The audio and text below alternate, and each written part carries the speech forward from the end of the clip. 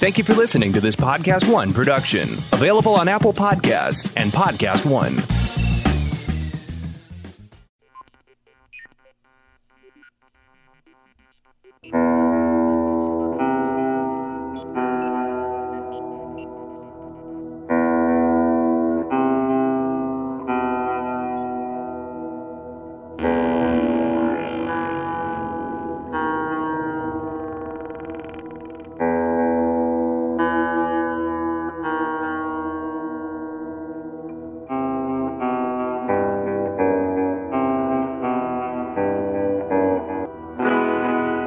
Welcome into the best in paranormal talk radio. This is Beyond the Darkness. I'm Tim Dennis, in for Dave Schrader. He is off today on Sunday. He had a big day yesterday. In case you weren't aware, here in the Twin Cities, we do this little horror convention. I shouldn't say little. The thing is huge. It's called Crypticon, and it's done normally in October, but they did it in September this year, and it was huge. It's still going on today. If you're in the Twin Cities and you're roaming around, you can check out Crypticon.com or go to darknessevents.com, click on the banner, and Dave is out there today as well. But his presentations were yesterday. He had a great presentation with Doug Bradley, who plays Pinhead in the Hellraiser movies, and then, of course, he had his own presentation out there yesterday. If you want to find out where we're going to be around the world, you simply go to darknessevents.com, or better yet, if you're an iPhone user, we have a brand new Darkness Radio app. You just go to the App Store there on your iPhone and look up Darkness Radio. You'll see a picture of Scully. Download the app yourself, and you have access to all our shows. Every single show we do. Beyond the Darkness, True Crime Tuesday, Midnight in the Desert, it's all there. You've even got access to the Dark Zone, and some of our friends are on there as well. We've put their shows on there for you as well. So you can follow any and everything that's Beyond the Darkness and Darkness Radio. It's all right there for you on the app, and it's absolutely free. Look at that. You even get access to our archives. So we've pretty much hooked you up. But darknessevents.com, you even get to the website from the app. We've done everything. We took care of it all for you. And for those of you who have Android and say, well, what about us? There's been an Android version for years, silly. I don't know why you don't have it by now. We've told you about it. We've been at conventions. We tell you to pull out your phone. We give it to you for free. Jeez. I mean, you're just not listening to us if you have an Android phone. We've told you about it for years, that there's a free Darkness Radio app. So whether you have Android, whether you have iPhone, there's a free Darkness Radio app for you there. And you can get to darknessevents.com by going on the Darkness Radio app as well and find out where we're going to be. Now, we do have the Chicago Ghost Conference coming up in October. I believe it starts on the 18th out in Illinois, and there's a huge lineup there as well. I'll tell you what, it's the first year that Chicago Ghost Conference is bringing wrestling to the conference. Maybe I had something to do with it. Maybe I didn't. I'll never tell. But it's going to be exciting. So that's going on in October in Chicago. And then, of course, we've got, the Rock and Wrestling Rager. Chris Jericho's Rock and Wrestling Rager at Sea Part 2. And if you're not talking about the hottest man in professional wrestling right now, Chris Jericho, with a little bit of the bubbly, and, of course, losing the AEW world title, which he did recover within 24 hours, then I don't know who you're talking about, because the man's on everyone's lips right now. I'm just saying. But he's hosting his very own cruise, folks, which is hosted by Fluffy himself, Gabriel Iglesias, and much, much more. You've got all the stars of AEW out there. You've got your paranormal experts, myself and Dave. We'll be on board the ship. And you've got a star-studded lineup. You've got lots of rock bands, podcasts, and much, much more wrestling on board the ship. And there's very few cabins left. I'm talking like 10 to 20 cabins left. You've got a wee little shot of getting on board this thing. Go to ChrisJerichoCruise.com. Get one of the very few cabins that are remaining. You can even meet the nature boy, Ric Flair. You can meet the king of drip himself. Just go to ChrisJerichoCruise.com. You'll see what I'm talking about. Okay, let's get to today's program, shall we? Because it is an exciting one, and I'm looking forward to talking to our next guest. He's done something unusual, folks. Our next guest has had his paranormal experiences and kind of come from the world of skepticism, but he hasn't taken and just put a book out about his experiences. He's turned them into fiction. We'll find out more about that in a second. Pete Nunweiler is an emerging multi-genre author whose talent includes motivational self-development, which will be interesting. I want to talk to him about that as well. A memoir and fiction. He has the keen ability to capture emotion in his writing through relatable characters and experiences. One of the most unique tidbits about Pete's writing is that all his books tie together somehow. When writing his memoir, 170 Days, he practiced the five waters of success that he teaches and how much water do we have. 5 success principles to conquer any challenge and thrive in times of change. We'll go over that as well. In his fiction series, The Ghost Between Us, the first 4 chapters have been described as very emotional and are based on his experiences from his memoir. Now, somewhere in The Ghost Between Us trilogy, a situation the main characters are in will show up in a future fiction story, but Pete won't reveal additional information. And nothing we do today will force him to do that. I mean, I don't have thumbtacks or screws or anything like that. You can visit him at PeteNunweiler.com. That's NUNWEILER.com. And sign up for his email alerts to stay informed for upcoming releases and updates. Pete, welcome to Beyond the Darkness. We appreciate having you this afternoon. Thanks, Tim. Now, let's get into this a little bit, because you have a very interesting story. You claim that some of the paranormal events in your book happened to you, and let's get into. First of all, let's start at the beginning, because I want to get your base as to before the paranormal events happened.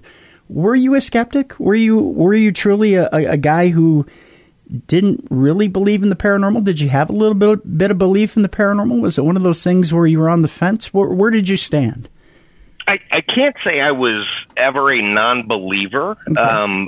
But there were times I would hear footsteps and things and try to dismiss them, try to debunk them, I never knew the word debunk until, I got into it a little bit more, but I was never necessarily a non-believer, but there was nothing that told me that I should be a believer either, until some things started happening to me personally.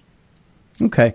And so you're in a state where you question things, but you still could kind of believe them. Now, when you would see stuff on television, I want to delve into and get a good sense of where your mind was at before you had these experiences. Mm-hmm. When you would see stuff on television about, let's say, miracles and whatnot, was it something where you kind of shook your head, or did you think, oh wow, that's really a cool story? It was. I don't think that, when I was a young person, my first experience that I had was I was a teenager. I would say before that, it frightened me. It scared me, and the thought of it scared me, and everything about paranormal experiences, and I would hear about it every once in a while, and I just thought that people were trying to scare me. I'm the youngest of 4, and it's what my brother and sisters do. They try to scare the young kid.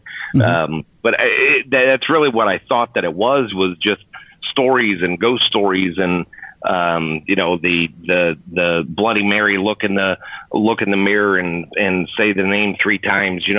Just some kind of an urban legend, and until things started happening to me. So yeah, I would say that in the beginning, although not a non-believer, I just thought they were just stories, just scary stories that people tried to embellish. Were they really true? I don't know. Probably not, at the time.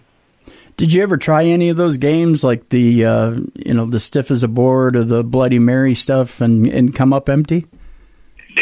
I never tried it myself, but my sister swears that this happened, and I remember this happening to some extent, and I was probably 7 or 8 years old. She had a slumber party, had several of her friends over, and they used me as the board. And so I remember just telling my sister, it's not working, and she said, oh my gosh. And I don't remember anything after that. And she swears to this day, I'm going to say she's 49, because I know she's older than that. I can't figure it out right now. But we'll just say she's 49 years old, and she still swears to this day that happened, that her friends had me lifted into the air, and I'm like, whoa, that's crazy. So, I mean, I totally believe her now. So at the time I didn't. She was my, older sister. So anything that I could razz her and tell her that it was not true, I took the opportunity. See, as an adult, I had some friends in Gettysburg, and this was actually maybe less than 10 years ago. We were at a conference in Gettysburg, and we were staying at the Eisenhower Hotel, and there's a little house that's across the way in the parking lot that they claim is haunted. So we were doing an investigation of the house, and they wanted to go up in the attic, and they wanted to play that game, and they wanted to use me. And I'm thinking, and now I'm a big guy, and I'm well over the $3 mark. Okay, so I'm thinking there's just no way that these ladies are going to slip their fingers underneath me and be able to lift me, right? So I'm thinking, well, good luck with this. Sure. Well, at the time, I have a condition which is known as Charcot foot, which is a diabetic condition where the ankle bones go soft in your ankle from neuropathy. Then from the weight of your leg going down on the soft ankle bones, your leg drives through your ankle and your foot. Well, during this weekend, I had no idea this was going on. So I was walking around on a leg that was breaking down. And essentially, my leg bone was pushing through my ankle and my foot during this weekend. And I had a cane with me, but my foot was swelling. I mean, it was swollen, Pete. I mean, this thing was, and I was flying on it at the time, too. So I was popping every pain pill I could get a hold of just to get around the hotel.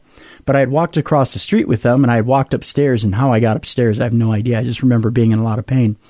And I'm laying on the floor, and I thought, thank God I'm finally laying on the floor, because I was just in immense pain. And I'm laying on the floor, and I just wanted to close my eyes and just try to focus the pain out of my system at the time. And I remember those words that you just said, that, oh my God, as they get their fingers up underneath me and they're lifting me. And I thought to myself as I was being lifted, I don't want to open my eyes. Just because if I do, and I am actually being lifted off the ground in any significant amount off the ground, first of all, my leg hurts like crazy right now. And if they do drop me, I don't want to feel any more pain. And two, I'll probably crap myself in front of all these really good-looking ladies, and I don't want to do that either. So I'm just going to keep my eyes shut and just pretend nothing happened. And it was probably better for my skeptical sense anyways, just to keep my eyes closed at that point, Yeah, you just mentioned a couple of things that we now have in common, one of them being Gettysburg. I am a fanatic of Gettysburg, done some hunting, some paranormal investigations in Gettysburg, stayed at the Cashtown Hotel. While I was there, it was rated as the second most haunted bed and breakfast in America. Oh, yeah. So it was just an amazing place, just amazing. And I, too, kept my eyes closed the entire time that my sister and her friends were lifting me off the ground. Well, tell me a little bit. Let's delve into that for a second about your investigations in Gettysburg. I'm curious as to, was it curiosity that brought you there, or what brought you to Gettysburg to investigate? I'm a big history buff. I'm a fanatic of the Civil War, that time, specifically that battle. The events around those 3 days were so close to changing this country, but it didn't. And there's so many what ifs that could have gone in a different direction. My wife, on the other hand, is not such a history buff, but she's fascinated with the paranormal. She had never, she hasn't had many experiences or anything, but so that was my way of getting her out to Gettysburg. It's like, look, I'll schedule a couple of things. We can go on a paranormal investigation, and we'll even stay at the Cashtown Hotel, or the Cashtown Inn, which is a haunted place, and we'll book a room there. And so I had her in, and she was totally sold. So that was, by the time we got there, I was as interested in the paranormal as she is, and she was as interested in the history as I was. Mm-hmm. So when you did this investigation, What exactly did you turn up? What were you using as far as equipment? What were you using as far as your senses? And what did you see? The first thing I think to share the first experience with you, most of the experiences that I had there, matter of fact, I believe all of them, every experience I had there was zero equipment. Okay. That's just how active this place is. It's a little place. We were in the Lee Suite on the very top floor. It was a basement back in the day, back in the 1800s, or I'm sorry, not a basement, but it was an attic. So it was not an active room. But we had shown up at the inn about probably 3:00 in the afternoon, just right around check-in time, and we were carrying our stuff up 3 flights of steps. And I had thought, now, several people have heard of the Ghost Hunter show, and I know Dave has interviewed Grant, and he had stayed in one of the rooms that I thought that we had booked. I thought my wife and I booked the same room, with the little rocking chair in the corner and the little picture that pivoted that they caught on camera. And when we were going up, I had gone up and we dropped a couple of things off in our room. As I was coming back down, room 3 was open. Okay. And I'm like, I don't remember room 3 being open before, not going up the stairs, but it was clearly open coming down the stairs. And I had looked around and I said, honey, this is the room I thought we had. And she said, there's just a single bed. We're not going to stay in this room. And I said, but I think this is the one that had the activity. And while I said that, I don't try to make anybody a believer. Right. I just tell people what happened. While I said that, I was looking in the corner at this rocking chair. The rocking chair tipped forward, like someone had gotten out of it and then rocked backwards and just rocked itself steady again. And while I was, this is 3:00 in the afternoon, no equipment, no anything. I saw this and I just called my wife and I said, get in here and take a look. I said, oh my gosh, that chair is moving. And I said, you see it rocking? And she said, yes, I do. Wow. And I said, there's nobody there. We tried for 3 days. We stayed there, I think, 3 or 4 days, but we tried the rest of the time because they didn't book that room while we were there. Mm-hmm. We walked into that room. We jumped on the floor. We opened the window. We did everything we possibly could. I'm telling you, Tim, that chair didn't move. Wow. And that was 3:00 in the afternoon, so there was no equipment. I think it was a couple hours after that when it was time to have a couple of adult beverages on the front patio, mm-hmm. And was hanging out front, and I said, "Look, I'm going to grab another beer. Does somebody want one?" And we had met a couple of people there, and so I walked up the steps. There was nobody in the house but me, other than the people out front. But inside the house, there was, I believe I was the only one that was inside the house at that time. So I walked up the first set of steps to the landing. Now these are solid wooden steps, and I got to the landing and turned. Before I got to the next set of steps, I heard footsteps come up the staircase behind me from the floor up to the landing. And for whatever reason, this stuff was not scary. It's almost like I could feel and sense mm-hmm. when something was scary. When we've done some investigations, there's rooms that my wife and I have been into that it's like, I just don't like the feeling we get here. Yeah. But nothing that happened to us there was really scary. It was fascinating. So it was that made me a 100% complete total believer. You bring up a good point, and that is that there's some experiences that you just feel like you're in somebody else's experience almost. Is that accurate to say? Like you were just a part of nature almost? Like, yes. Is that a good way of putting it? Like, I think so. Yeah, like you're almost part of their landscape, or they're part of their scene, or almost like what's a better way to describe it? Like their history is still happening while your history is still taking place. Almost like their history is overlapping with yours at the same time. Only theirs is a spirit history, yours is a 3-dimensional history that's still taking place. I guess that's the best way I can describe it. There's that, and then you get almost the malevolent haunting that you get when you walk into someplace like a prison.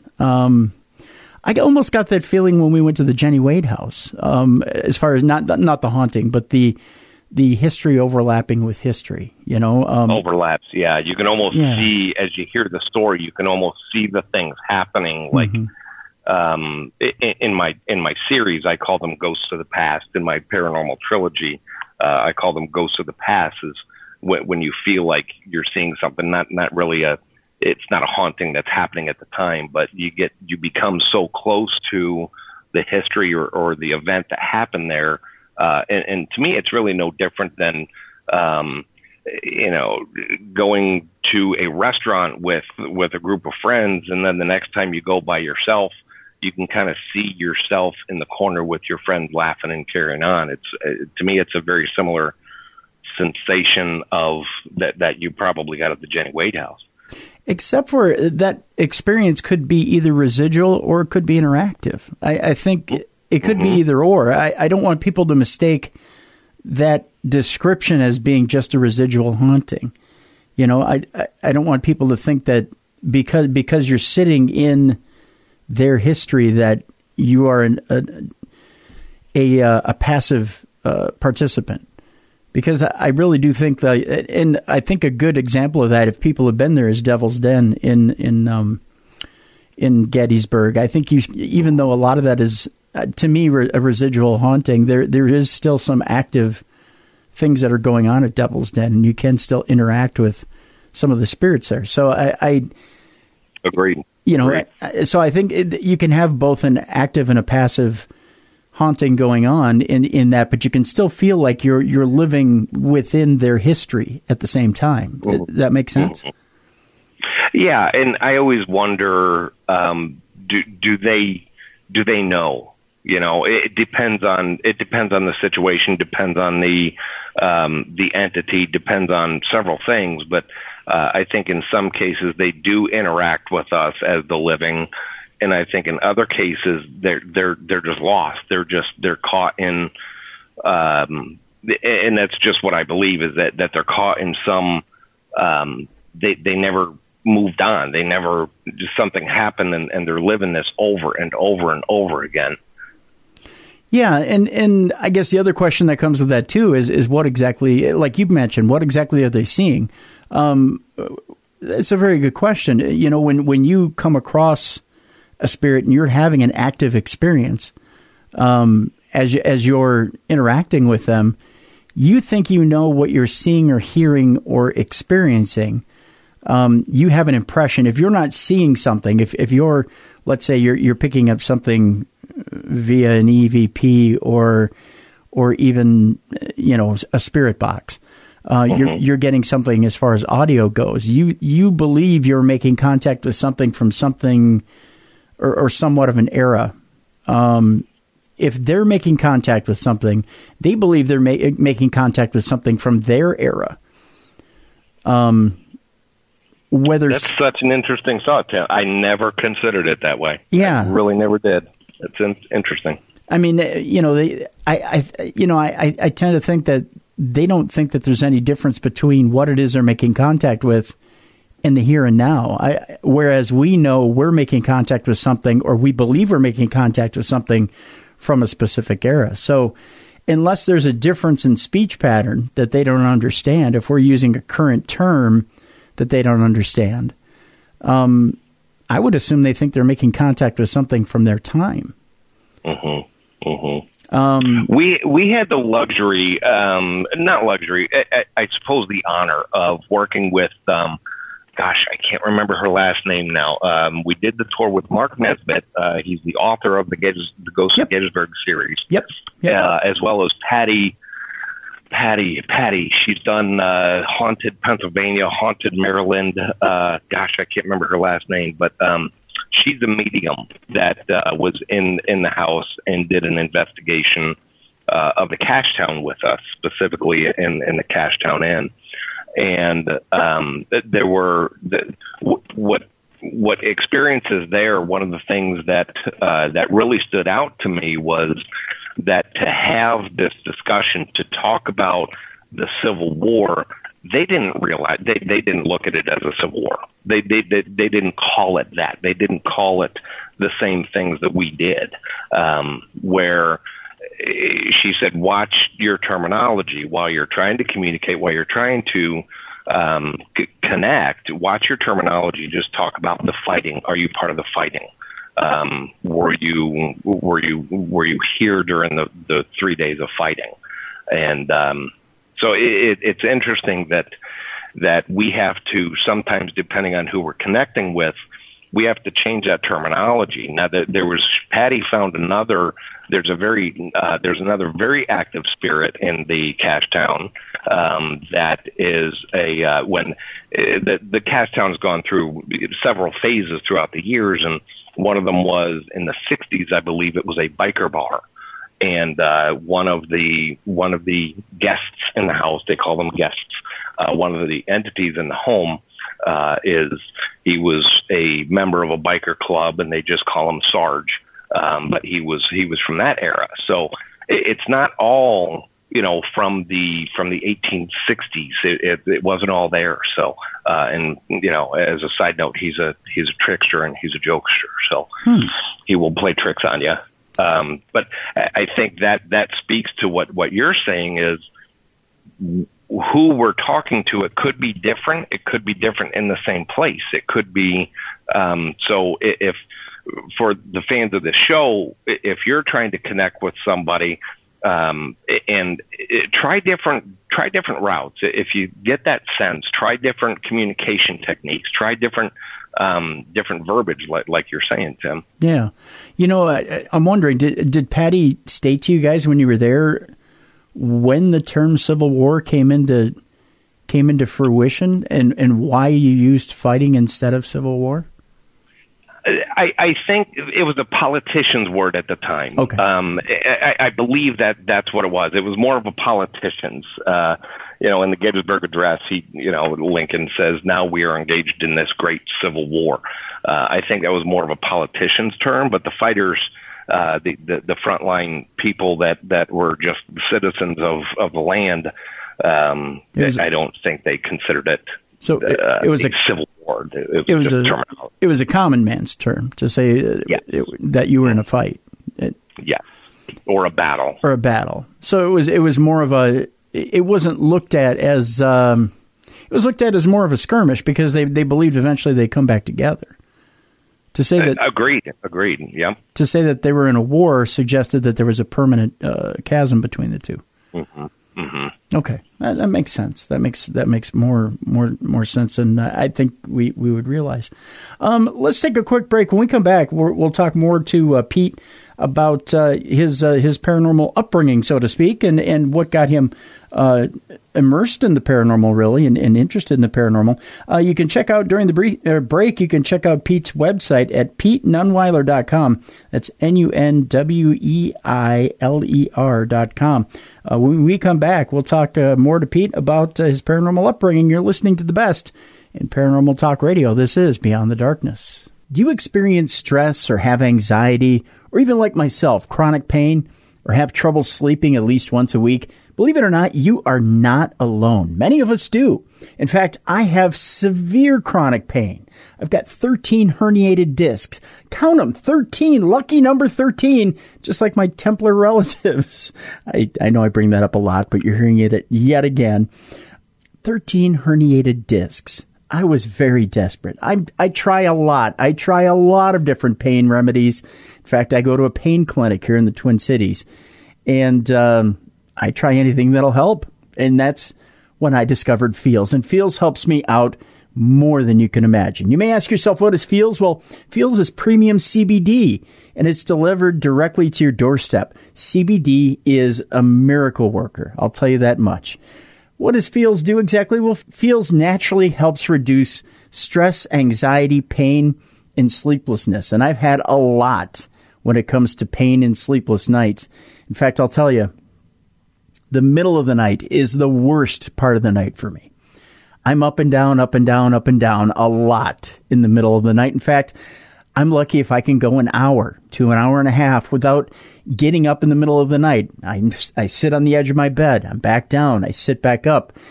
And chronic pain is bad. There's times where I have good stretches where, I feel pretty good. And then there's other times where I don't feel so good. And I know a lot of you chronic pain sufferers out there can relate to me. But CBD really does help, and Feels is top of the line when it comes to CBD. How do you take it? Well, you take a few drops of Feels, you put it under your tongue, and you feel the difference within minutes. It starts to ease that chronic pain. It eases the muscles, and you get some nice sleep on top of it, and actually helps with that chronic pain as well. If you're new to CBD, Feels offers a free CBD hotline and text message support to help guide your personal experience.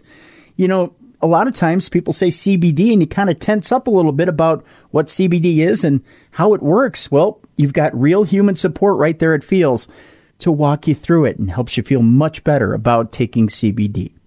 Feels works naturally to help you feel better. There's no high, there's no hangover or addiction. CBD doesn't work the way you think it would. It's actually very natural and very nice to use. Join the Feels community to get Feels delivered to your door every month. You'll save money on every order, and you can pause or cancel at any time, making it so convenient. Feels has me feeling my best every day. And let me tell you something, and Dave's told you this before, Dave and I would not endorse something that we don't personally believe in. I use Feels every day, and it helps me get going in the morning and keep going throughout the day. And it can help you too. Become a member today by going to feels.com/darkness, and you'll get 50% off your first order with free shipping. That's FEALS.com/darkness to become a member and get 50% off automatically taken off your first order with free shipping. That's feels.com/darkness. One more time, FEALS.com/darkness.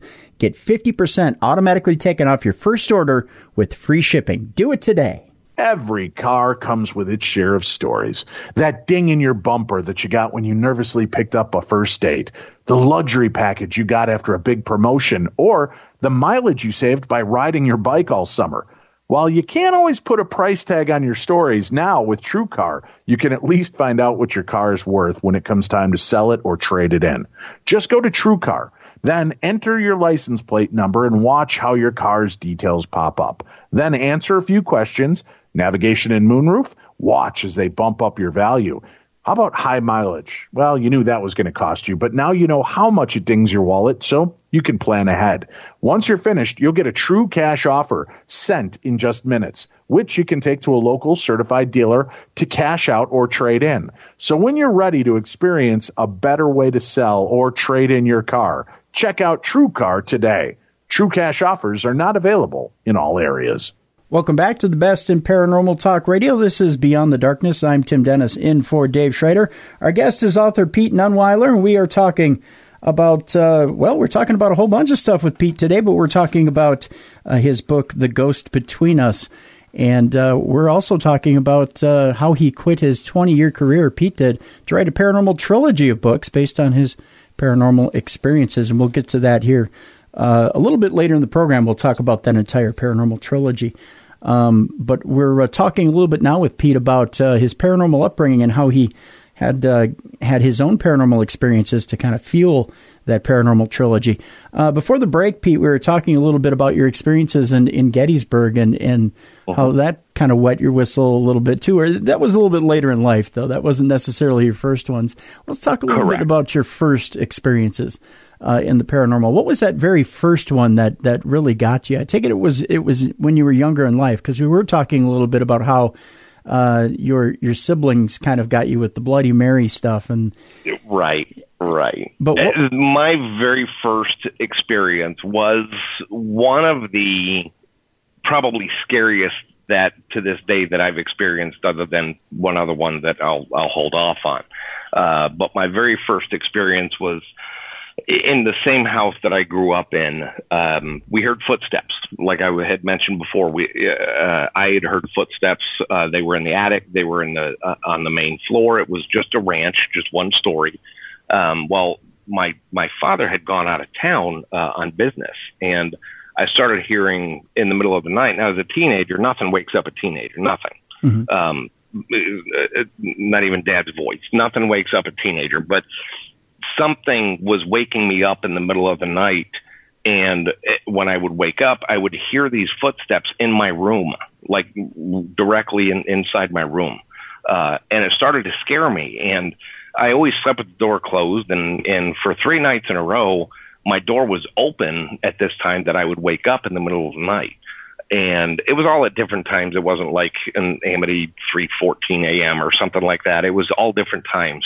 But I was brave enough to have a conversation with my mom at the time. And I said, look, I don't know if you're a believer or not. This is going to sound crazy, but I'm going to lock my door when we go to bed. And she's laughing. And we had a good laugh out of the whole thing. And I said, but really, I'm going to say goodnight and I'm going to lock the door. I need you to check it on the other side. And she said, okay. So I closed and locked the door, hugged her, said good night, I love you. And I said, all right, the door's locked. And she checked it and she said, sure enough, it's locked. And she said, all right, I'll see you in the morning. I laid down, went to bed, and sometime in the middle of the night, I heard a shaking of my door, and then it slammed open and hit the wall behind it. And when I sat up in bed and I looked, my door was clearly open. Now, adrenaline was rushing through me at this time, so I was wide awake. There's no way I'm dreaming this. This is wide awake. Oh, yeah. And I heard these footsteps come from the door, and you can follow them. If you've ever heard footsteps or, heck, a person walking up to you, if you close your eyes, they're walking up to you because there's footsteps and you can follow that path. Well, these footsteps walked right next to my bed. And I don't know if it was the rebellious teenager that was fearless at the moment, but I jumped out of bed and I said, look, you can stay here all you want. I don't care how much you stay here, but you're scaring the hell out of me. I need you to stay in the attic.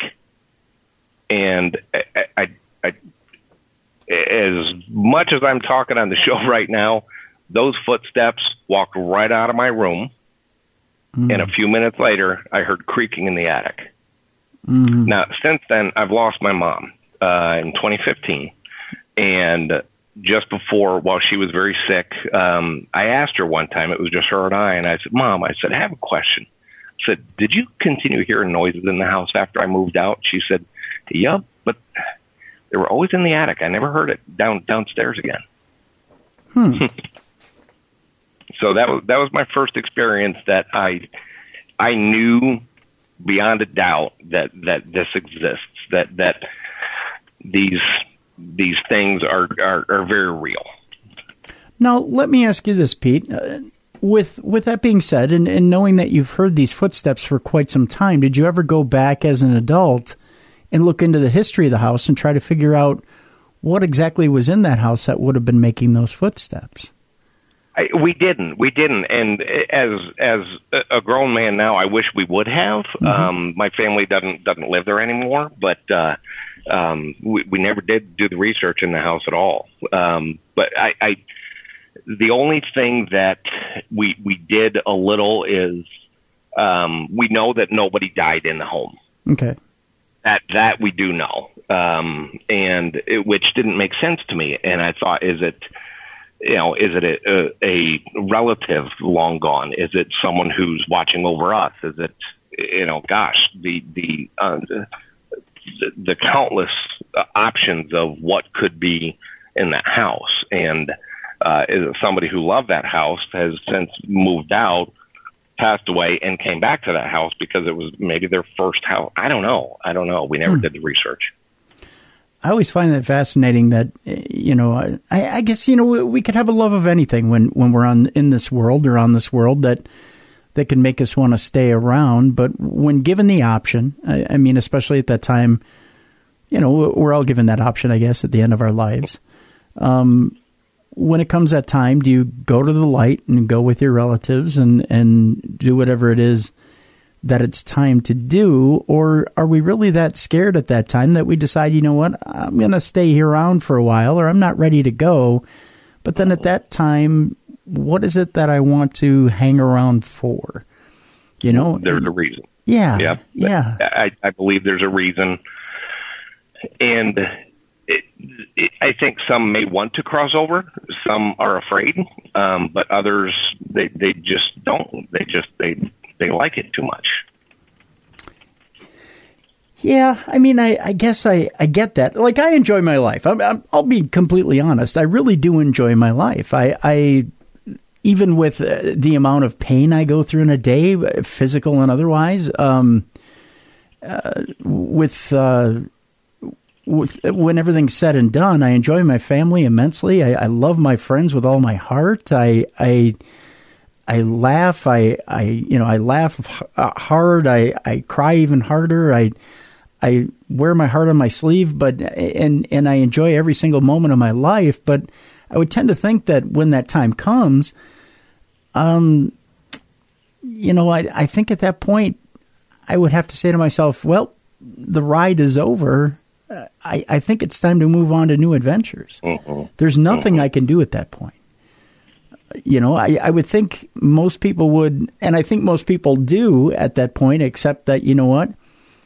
There's nothing I can do. Mm-hmm. But there is my time's up. Yeah, time's up. Right. But I think you're right. There is that small percentage that maybe they're either A, afraid of judgment, if there's the religious aspect to it, or B, they're just afraid to move on because they're afraid of the unknown. Mm-hmm. I witnessed in the basement of the cash town, Patty we had gone on a break. Everybody was getting a drink and regathering in the basement, which is not open to the public. And, they opened it up for this investigation. And she interrupted she kind of called all of our attention. I shouldn't say interrupt, that sounds rude, but she kind of called our attention to bring us back together. And she said, I've been speaking to a guest that is down here with us, Adam is his name, and he's told me of his story, and he wanted to cross over, but he was afraid. He was afraid to see his mother because he believed himself to be a coward. He ran during a battle, and he was shot in the back. Mm-hmm. And through this, and I was actually watching the video. We caught it all on video. I wish I had the technology to get the hum of the refrigerator out of the back of it. But I watched the video just yesterday, and she helped this Adam cross over and explained to him that that she had contact with his mother, and his mother is proud of him. And so I think, based on beliefs, there could be a reason that they're staying behind. For this one specifically, Adam chose to stay behind because he was embarrassed. He was embarrassed of facing his mother because he believed himself to be a coward because he ran. Yeah, and I get that. I get that there can be shame. I get that there can be fear. I get that there can be real human emotions behind not wanting to move on, but they're also, I don't know. I don't know how to put this, Pete, other than, you would hope that there would be somebody who could bridge that gap, somebody who could reach in to somehow to you in that form and say, you know what, it's okay. You're going to be just fine. There's got to be forgiveness somewhere. And she did that night. If anybody who's listening has never seen that process, it was, and my wife was actually holding dowsing rods, mm-hmm. and Adam was using her energy and with these rods, and Patty told my wife, said, Patty had told Adam, said, just before you leave these rods, I want you to open them wide, just as you leave. Can you do that for me? And she just smiled and said, okay, we agree. And she told all of us that he agreed that he'll do that. And these rods, he answered to the rods. He learned the rods, and he opened them, closed them. And my wife was getting very sad and very emotional. She was feeling his energy, and all of a sudden she started smiling, and these rods opened wide. And she just looked at me, and Patty said, "He's gone." And my wife just nodded and said, "Yeah, he's gone. He's crossed over." Very interesting process. I wonder, too, let's say his mom wasn't there. Would the forgiveness of strangers be enough to make you want to cross over? Just saying it's okay, you're a good enough person, that a mistake in one moment doesn't mean it's a mistake for many lifetimes or even for an afterlife? I think with that kind of emotion, Tim, it depends on the person that you're talking to or the entity or that soul that you're talking to. For him, I think for Adam, it was all about his mother's acceptance. Okay. Somebody else may accept the word of strangers and the general public. I'm not sure. But there was so much emotion in that room. I think that Adam probably, without getting his mother's approval, he may still be lost, I'll call it. Because there's a lot of us here, on this plane that don't have parents around. Like, if we were to do something similar here, let's say he turned his back in battle and was shot, maybe lost a limb. Let's say he didn't have his mother here on this plane, and he felt guilt for turning his back on his fellow soldiers, and had lost a limb in the process, and had cost an entire platoon their lives, and was living with that guilt. The only place for him to seek absolution in that case would be through therapy. But he could eventually seek it if he really wanted it in this life, as opposed to having to carry it to an afterlife. And you could do that. You could do that work here without having to take it with you to your grave and beyond. Yeah, I would think so. I would think so. It wouldn't take having to take it to your grave and beyond in order to get that kind of absolution. To me, it seems like a waste to have to stick around in this plane in order to hear those words, Especially 150 years later. Yeah. It was 150 years that the man was embarrassed. It's a very interesting, no matter what your beliefs, no matter what anybody's beliefs, it's a very interesting discussion. Yeah. What would make you stay? What makes somebody cross over? What makes you, were you allowed to cross over? Were you not presented with a light? Is this your version of the between, whatever, very interesting conversation. Very much so. Let's take our halfway break right here. Pete Nunweiler is our guest. He's the author of 3 books that are out there right now. The Ghost Between Us, The Ghost Beside Us, and The Ghost Within Us. We'll be talking about those in the second half of our program here. And we'll talk a little bit about why Pete quit his corporate job to become an author and write these 3 books. And actually, he started way before that. He had a couple of books before that. We'll talk about those as well. When we come out on the other side of the break, Pete Nunweiler is our guest. Check out his website during the break. Pete Nunweiler, Nunweiler. Let me do that again. PeteNunweiler.com. Nunweiler.com. Check him out during the break at his website. When we come back, we'll talk more about Pete and his career as an author next on Beyond the Darkness. Tim, I cannot suggest this enough for people. Listen, we talk about a lot of really cool kind of paranormal themed TV programming during our supernatural news segments every weekend. Oh, yes.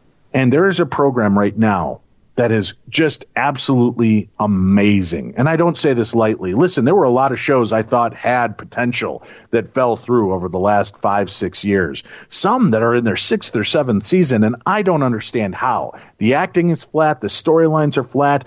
Nothing dynamic or exciting about it.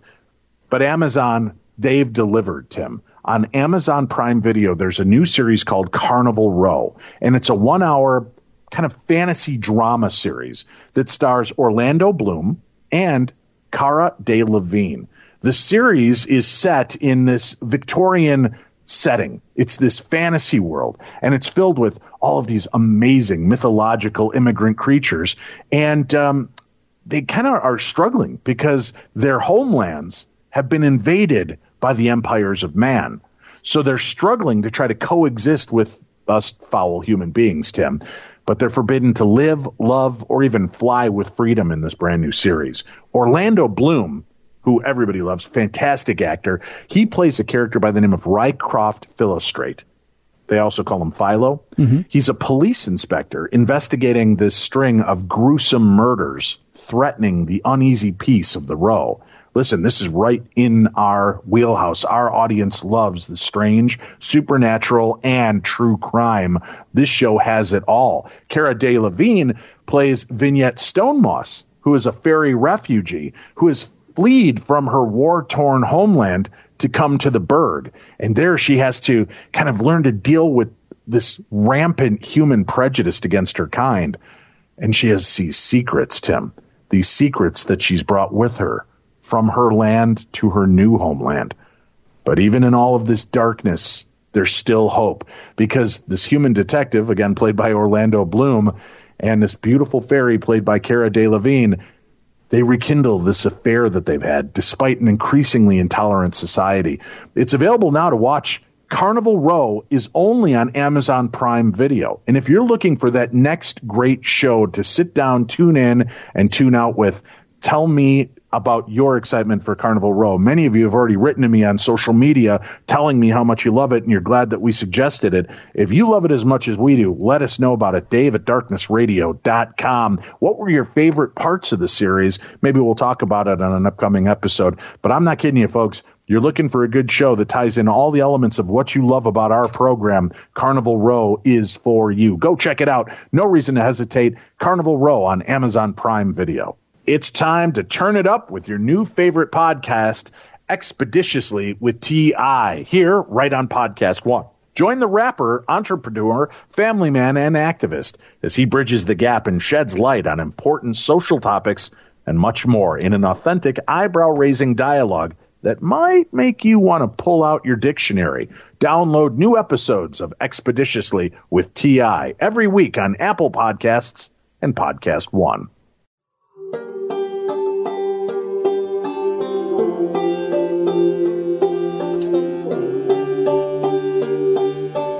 Beyond the darkness.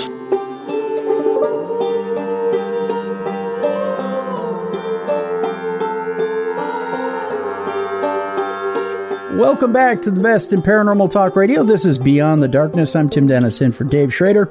Our guest is author Pete Nunweiler, and he has 3 books out there. It's a trilogy. The Ghost Between Us, The Ghost Beside Us, and The Ghost Within Us. Now, Pete, before the break, I had mentioned that you were in a successful corporate job, and we haven't really gotten your paranormal experiences down yet, but we'll get to that in a second. I find this very interesting.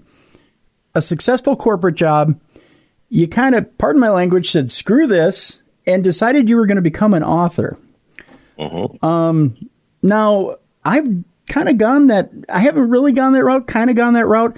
I went from a successful job dressing up in a mouse costume in high school in a little corporate outfit known as Chuck E. Cheese. And after I'd taken one too many headbutts from little kids to the boys, so to speak, I went, screw this, I'm going into radio. And I've never turned back.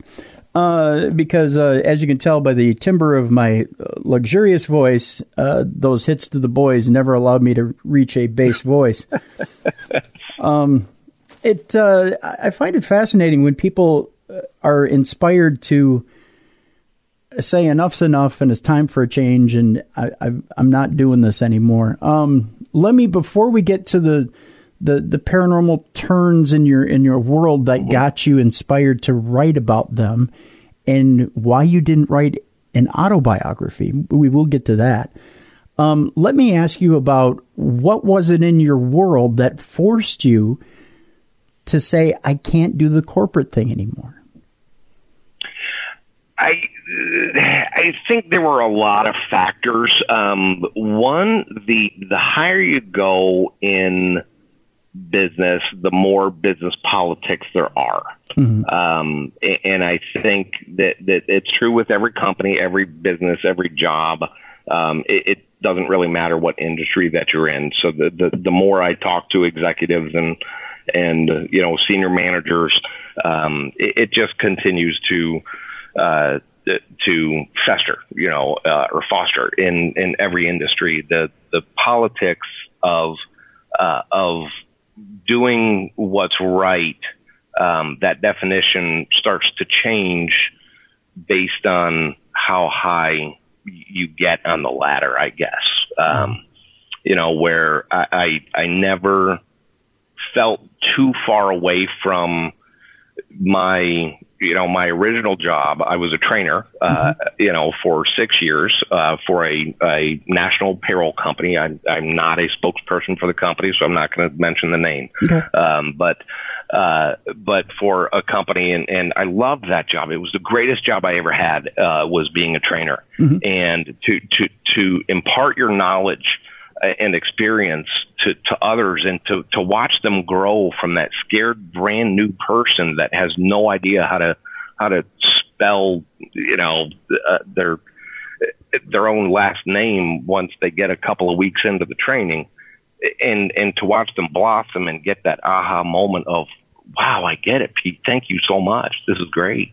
And then to move on and become a manager of trainers, to develop the trainers was just an incredible experience that I had, and I'll always be grateful to that company. It then got to the point where I was going to a meeting to talk about a meeting to discuss the meeting that we had a couple of months ago, and then it was here's a flight to this city and this city and this city and this city, and I was gone, sometimes 2-3 weeks out of the month, and I had to consider some other options. And I had the idea of from the paranormal sense of, I had written, you had mentioned it, the nonfiction, the self-development book called How Much Water Do We Have? The 5 Success Principles to Conquer Any Challenge and Thrive in Times of Change. I'd written that, and my wife kept telling me, you need to try your hand at fiction. I'm like, what in the heck do you write that hasn't already been written? The world is sick of vampires and werewolves. You cannot write one more story about a vampire or a werewolf. And it just, I guess after thinking about it for some time, it just hit me. And this idea of what if entered my mind. And I believed in it so much that I started writing the first book, and when I was the first book was released, or just when the first book was completed, but before it was released, that was when I believed in it so much. I believed I had a good story so much that I thought I really need to get away from this when your job becomes a task and you don't love it anymore, it's time to do something you love, regardless of what that is. I kind of went from a successful salaried employee to a prayer. That almost leads me to what I was going to ask you, and that is this. It seems to me like when you go from a successful corporate job, and you really feel like you're on top of the world with things, or that things are really moving at a certain pace, and then all of a sudden things go terribly wrong, it's because you feel like, and correct me if I'm wrong here, it's almost like you feel like you've lost a voice, or that you've lost, not that you've lost your way, but you've lost your voice. You become, you have to become one with a company, and that company has a voice, but you don't anymore. And in some cases, there was in the company I was in, there was probably more of a voice than I ever had. But it just, the shift. Every company has to go through change. If you don't change, you're going to be gone. I always use the Aerosmith as an example. Aerosmith changed their music over time. That's why Aerosmith is still doing concerts. True. But you've got, any other band out there that never changed their style with the times, they went under. They're not touring anymore, or they're part of the one hit wonders tours. Same with company change. With your radio show, you're going to have to change over time. Oh, absolutely. Probably started out as radio only, and then when the podcast world came out, if you were only radio and you never shifted to that podcast, you have to change. Mm-hmm. And not everybody can roll with the changes that the company makes. And I was one of those guys. Understandable. But in that, I think, too, as a trainer, I think you have a little bit more flexibility in that you were able to put your imprint or your stamp on employees. So you had a little bit more of a voice. If anything, it wasn't so much of a voice as you had, you were able to put your stamp or your label on the way things were done within the company. So that gave you a voice. Correct. But after a while, it's the same stamp, unless you change your voice. Mm-hmm. It's kind of the way things are done throughout the years. And you can only have so much wiggle room. It's not like you can say, hey, today I'm going to change the company uniform from red to green and I'm just going to do it on a whim. You got to go through processes. And things have to be approved by multiple committees and whatnot. And things have to go down the line. And that's the way things work in a company. Things don't change quickly, and they don't change on a whim. And I think that's where people lose their individuality in huge companies. Whereas opposed to something like with this program, it's Dave and I. And Dave and I sit down and we decide, hey, you know what? Let's change things up. And it's two of us. And we just either yay or nay. And it's done. Yeah, and it's done, which makes it easier. And in creative outlets, it's nice because you can change things up very quickly and go with it and run with it. So that's the bigger the ship, the longer it takes to turn. Exactly. And that's why I always find it fascinating that some of the more successful creative people do come from, don't take this wrong, but they do come from stifling corporate environments. Because they've had the shackles on them for a little while. And they go, I can't do this. And then they take off and they go, you know what? I can't do it. And this is why. Because it's not that it's a bad thing, because it is for some people. Some people need structure. Some people do need to operate under that, and they're very comfortable under it. Other people go, you know what? I do need to change. I do need to grow. I have all these ideas. I need to throw them out there, and I need to keep growing and changing. I can't stay, I can't stay static.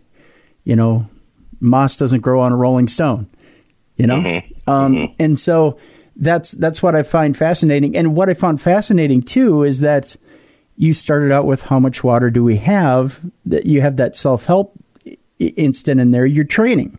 That's the first thing you're doing as you come out of the gate. You're training, but then you get creative as you go into the paranormal books. So it's almost like you started off with what you knew, and then you ventured out and got creative afterwards. Correct. So right. And the waters of success, I think that's a great lead in to that is the 5 waters of success, and I'll rattle them off. Information. Please. Yeah, please. The question when I do speaking events, I pose a question to the audience. I ask, I want you to think about the last time, very specifically, the last time you thought to yourself, what have I gotten myself into? And from that, when you think of that specific situation, just think of that moment. One of these 5 things was missing: information, a plan, motivation, support, or leadership.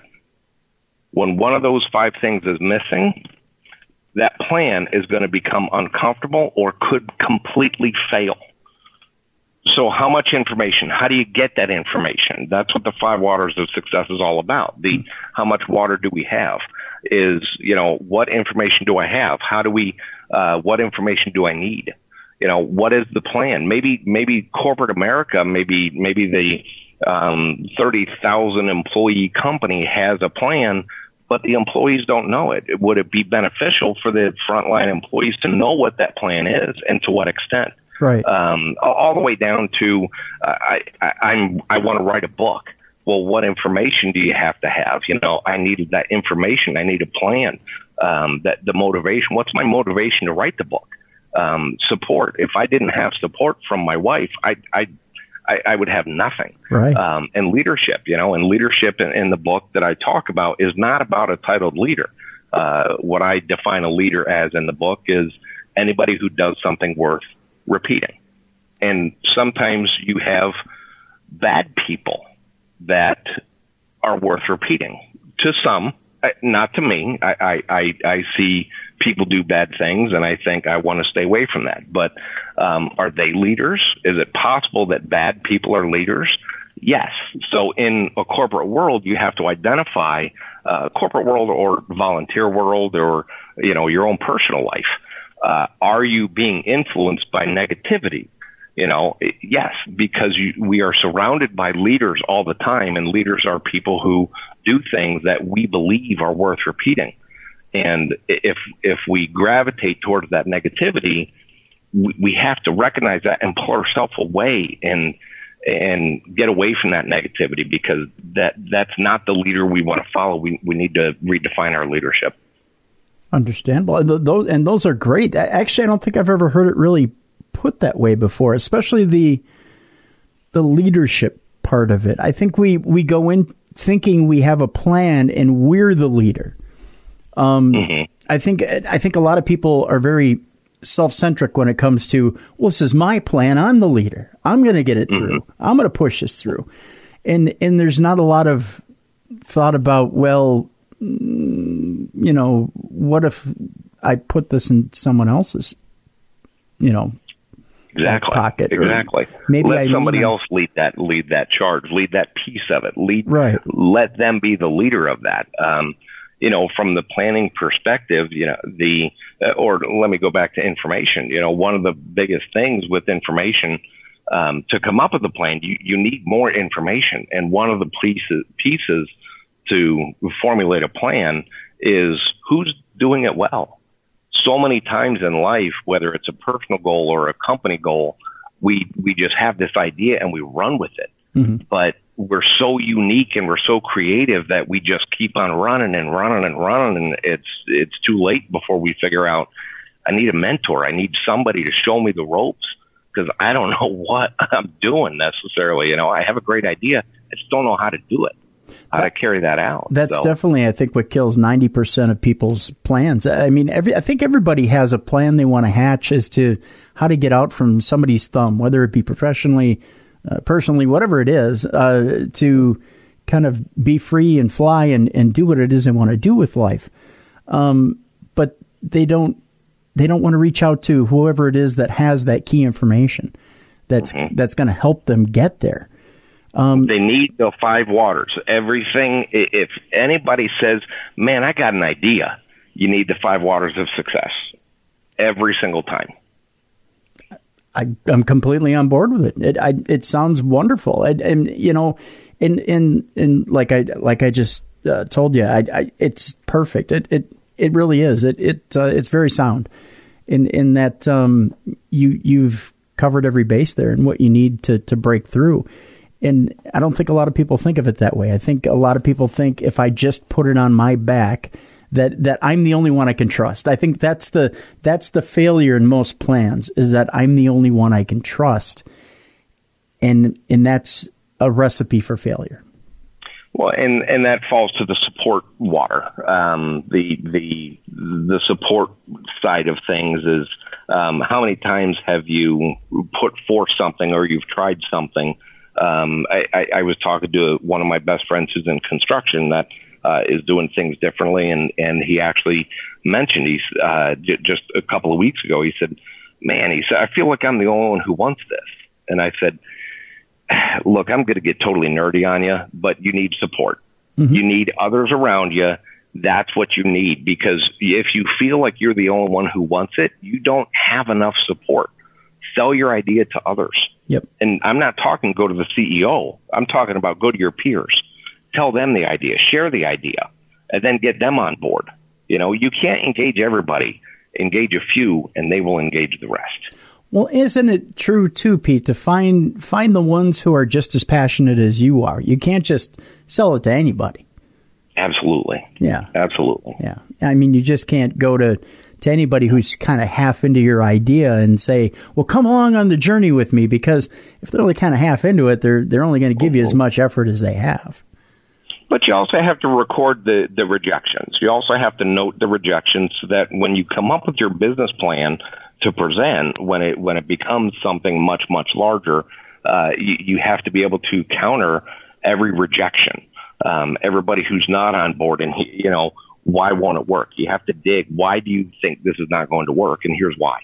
So as the idea, as the creator of the project, it's up to you to counter that defense. And so that when you create that business plan, here's some of the things that we see that could be challenges along the way, and here's how we're going to overcome them. Awesome. I that's some valuable stuff right there. That stuff you pay a lot of money for, actually.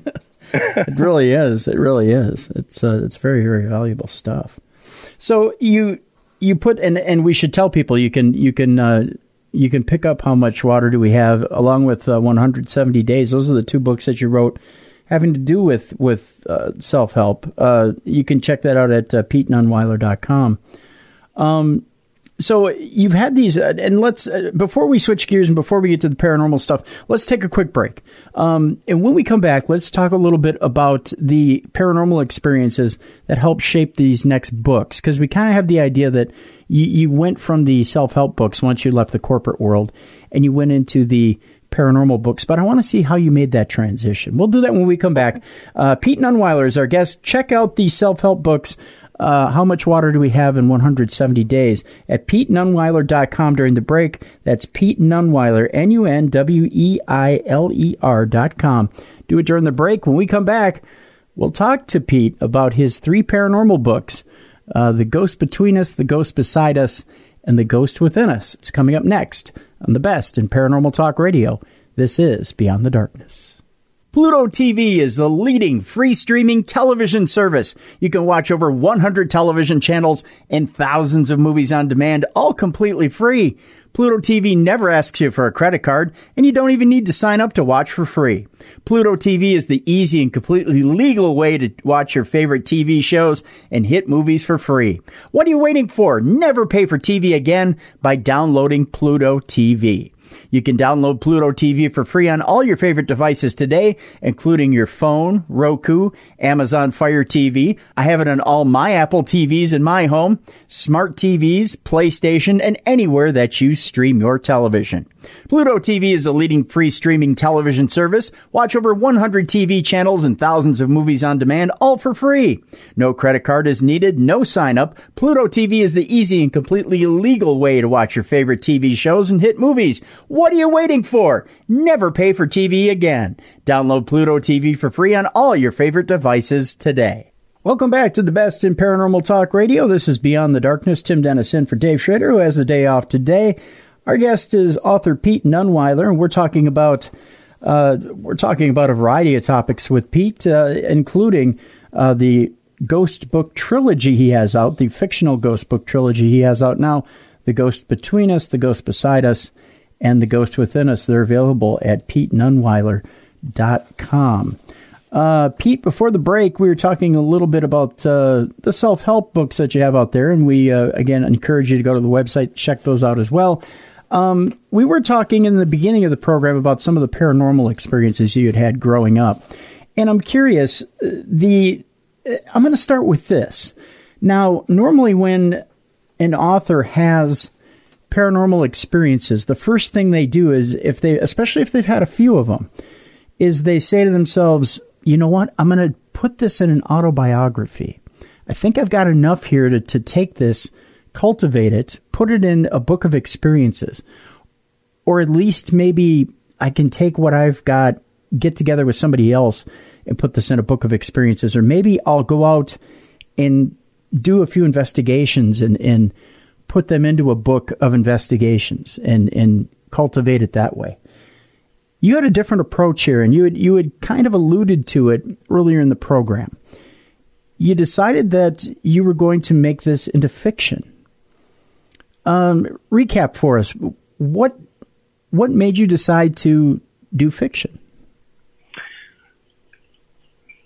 The autobiography standpoint was, to me, it's been done. Anybody who has, a lot of paranormal experiences, they write a book, and I think the market is saturated with them. Not that one couldn't be successful that I write. I'm not sure, but I wanted to come up with a very original idea. So, to write a fiction story about, to basically share my real experiences in a fictional world, it was an easier sell, to be honest with you, Tim, because I don't have to sell anybody on the idea of, man, I believe him or not. Do I believe this really happened? Is this really how it happened? It's probably embellished. I don't need to make anybody believe anything.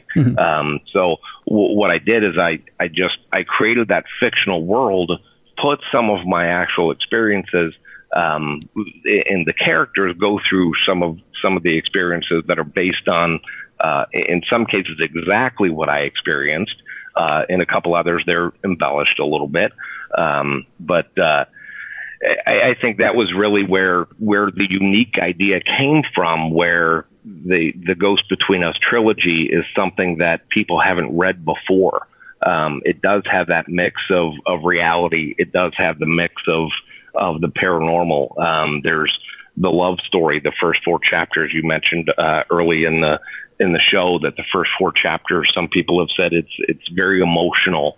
So I think from that aspect, I really wanted an original story, because it's to throw a creative idea out to the world and have everybody come back and say, yeah, I've read that.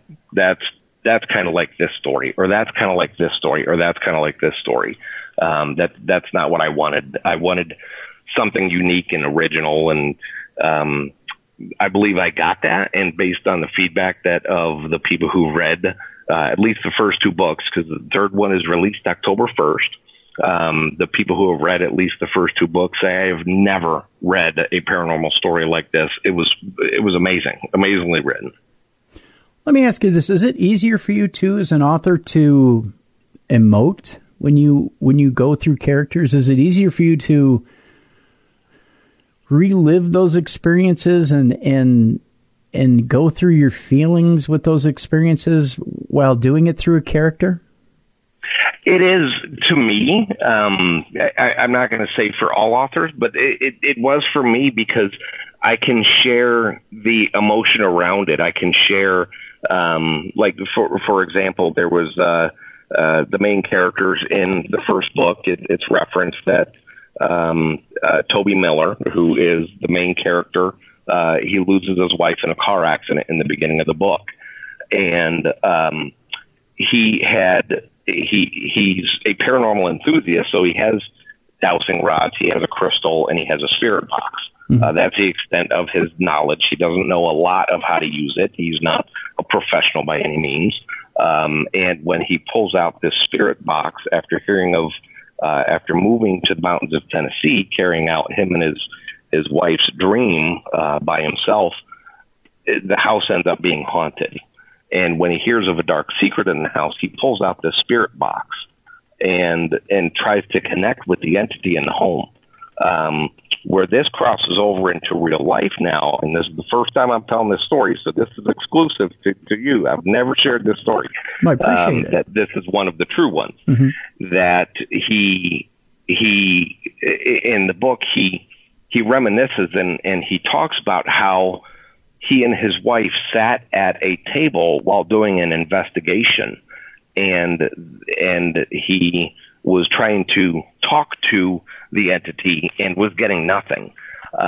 What happened to me and my wife in reality, was also in Gettysburg. It was at, I couldn't tell you what building, Okay.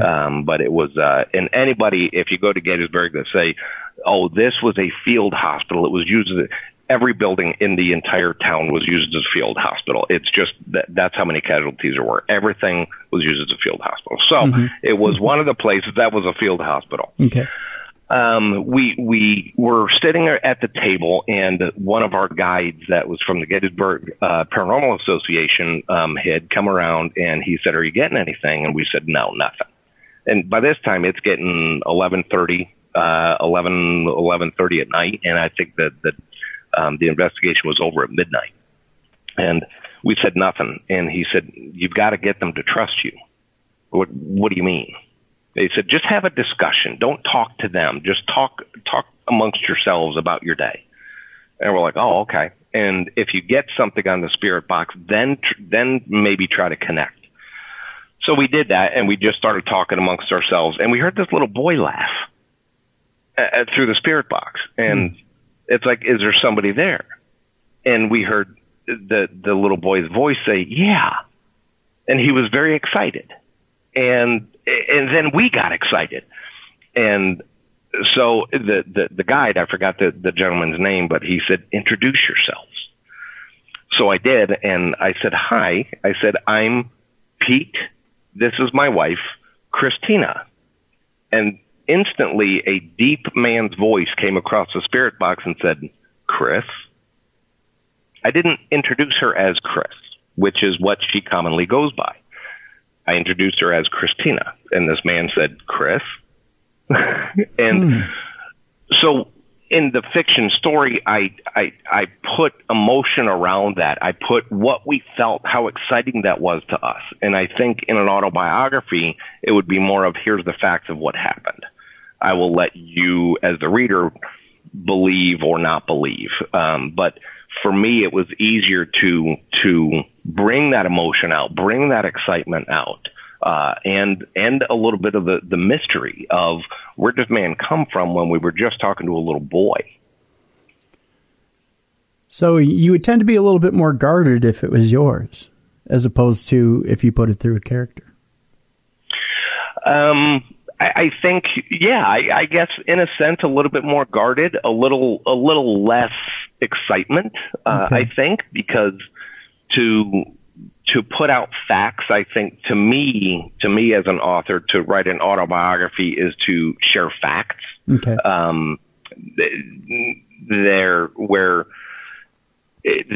To bring it into my fictional world, there was so much more around it. The darkness, the descriptions, everything that to me, I had a little bit more freedom, to share that story than I would with an autobiography. And Pete, there's nothing wrong with being guarded. I'll tell you this much, and you share it, I'll share. Dave tends to be very open with his life on the show. I don't tend to be as open because I've been doing this a lot longer than he has.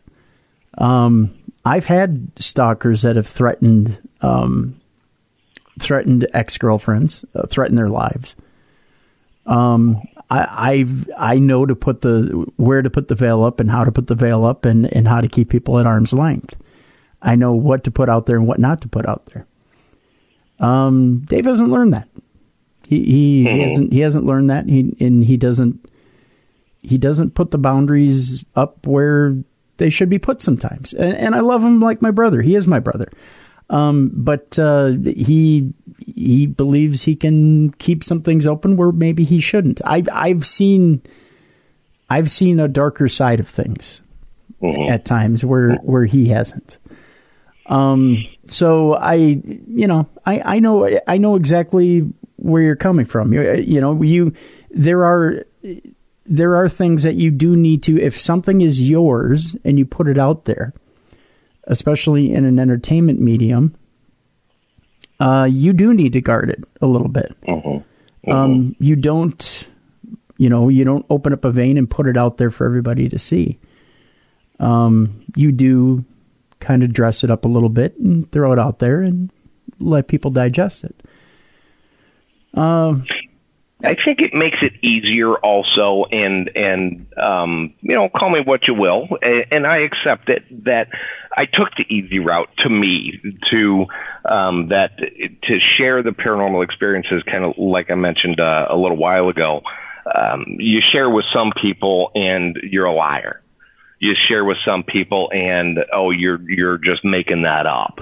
It's in your mind. There's no such thing. That's right. That's why I tell people, I'm not trying to make anybody a believer by any stretch. I'm just telling you what happened. That's all. That's the other part of it too. And unfortunately with the paranormal, even though you've had an experience, that experience happened, there is no concrete proof to, I won't even say a skeptic, to a cynic. Mm-hmm. There is no concrete proof. And there are people that call themselves skeptics in the paranormal community that are cynics. Now, Dave and I have a lot of people that send us evidence by email, or they will send us their evidence in general. And I will tell them the exact same thing that I will tell you, Pete. If you were to send me your evidence, I can say, and this is a skeptical point of view, I can say that looks very intriguing. Unfortunately, I wasn't there, but I can tell you it looks intriguing. I can take and try and debunk it if you'd like me to, but I wasn't there. If you tell me this happened and you tell me the conditions in which it happened, I can try to agree with you.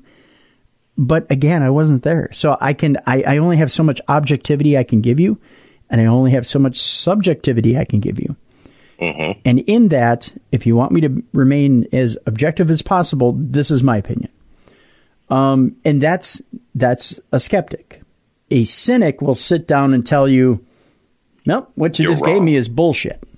Mm-hmm. I can't back it. I don't think it happened. That's a cynic. Mm-hmm. There's a difference between a cynic and a skeptic. And there are more cynics in the paranormal realm. I'll call them armchair quarterbacks. They're not really investigators, but armchair quarterbacks who will look at what it is you present and will crap all over it. Mm-hmm. And that's what I mean, when you do write something from an autobiographical standpoint, that's the small amount of the crowd that you are bracing yourself for, is the cynics. They're not skeptics. They're cynics. And we hear from them a lot. Don't get me wrong. They're out there. I've had it happen to me personally. I have one of my greatest finds and captures. I actually captured 2 apparitions, which was across the street from the Cashtown Inn. Mm-hmm. And when I've shared I always share the story first, how this came to be, because it was a night that I didn't even believe. I saw these people the whole time. My wife didn't see them. My buddy didn't see them. And I'm like, they're right there. They're walking down the hill in the woods. Man, come on. How can you not see them? Mm-hmm. And we thought they were people that were digging for relics. Okay. I did anyway, which is illegal in that area. And so I said, you know what? Hang on. Let me go get my camera. I'm going to take a picture of them. They'll know, and we'll just shoo them off. So I ran upstairs, got my camera, came back, and took a picture. And I said, there. A few minutes later, we never heard them again. They were gone. The next day, my buddy said, last night was really weird. I said, why is that? He said, why is it that you could see them, but we couldn't? I'm like, I don't know. Don't start this again. I didn't even believe, because I thought there were 2 human, actual people across the road. Mm-hmm. And he said, did you look at the picture? And I said, I did, but it's too dark. And he said, you got your computer with you, don't you? And I said, yeah. He said, why don't you lighten it up? Yeah. And when I lightened it up, very clearly there are 2 people standing by a fallen tree in the image that have period clothing on. And when I present that story, people are like, oh, that's Photoshopped. And I'm like, look, no. I know Photoshop. I can't Photoshop that well. Lightening a photo is not Photoshop. Photoshop is actually altering the image to make something come true. Lightening a photo is just lightening the contrast on a photo. Yep. It's not changing the actual granulation of anything on a photo. But, it's harder to to sell facts than it is fiction. Yeah, it is. But, you know, we're in an age, and speaking of Photoshop, we're in an age, Pete, where people, unfortunately, have taken advantage of technology to create things that aren't there. Mm-hmm. And they have turned some people who might have been healthy skeptics at one time into cynics. You know, and that's the age we've gotten to now. We've gotten to an age where it's just as easy to create something that looks really, really good. I mean, we're in an age where you go and watch, you know, $100 million films that look amazing, that look real, and people think you can do that on a home computer. You know, some people are talented enough to do it. Not everybody is. And I think that's what a lot of people need to realize, is that not everybody sits at home and creates Hollywood type creations at home for their paranormal projects. Nor do they have the time, nor they don't have the finances, they don't have the gumption to try and do that, or do they want to? There's, you know, I think if people realize that there's not the kind of money in it that they think there is to create these things out of thin air, I would challenge somebody to do that. You want to create something that looks like Sasquatch, put it, you know, create something CG, say it, you film Sasquatch out in the wild, go ahead and do it. See how much money you'll make off of it. I'll laugh. You know, if you make $500 off of it, I'll applaud you out in public and in the nude, because you won't do it. You know, you just won't do it. You won't even make that much. It just, you know, there's nothing to be made.